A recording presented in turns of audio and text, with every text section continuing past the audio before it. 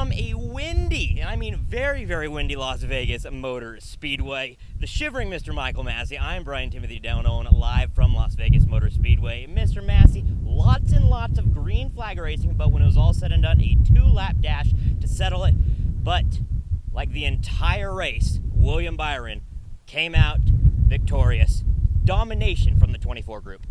Yeah, it's really fitting that Byron still hung on for the win after the overtime. I know Martin Truex Jr. went for it. That's what I wrote about. You can read about it on Frontstretch.com. How he's the only driver who gambled in Las Vegas. But Byron led the most laps of the day, lost it through a pit cycle. And looked like it was Kyle Larson's race to win there at the end. Although Byron was reeling them in. It might have been, it would have been interesting to see how close he could have gotten. But he probably wouldn't have got there. But caution for Eric Almirola changed everything, put Byron back in the game, and he gets another win early in the season, which has kind of become the norm for him.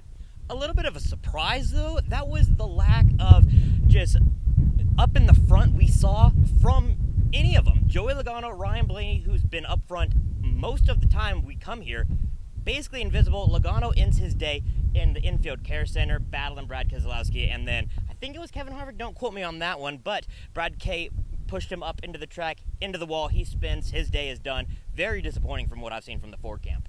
Oh, absolutely. Ford, there are times I was looking at Brad Keselowski would be the only driver in the top 10 out of the Ford camp. Other times it was Kevin Harvick, the only one there. They just did not have it. Don't even get me started on the other SHR cars. Cole Custer, Chase Briscoe, they just had nothing today. Austin Cindric was out to lunch.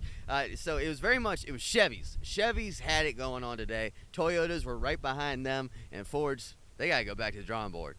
3 for 3 for Chevys in 2023. Big thanks to everybody that supported our coverage for the Shivering Mr. Michael Massie. I'm Bryan Nolen. Check out all our coverage at Frontstretch.com and our YouTube channel, youtube.com/Frontstretch. For Massie, I'm Mr. Bryan Timothy Nolen.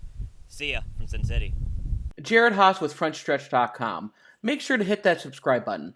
Also, check one of those 2 videos out that we have right beside you. Visit Frontstretch.com for more great content.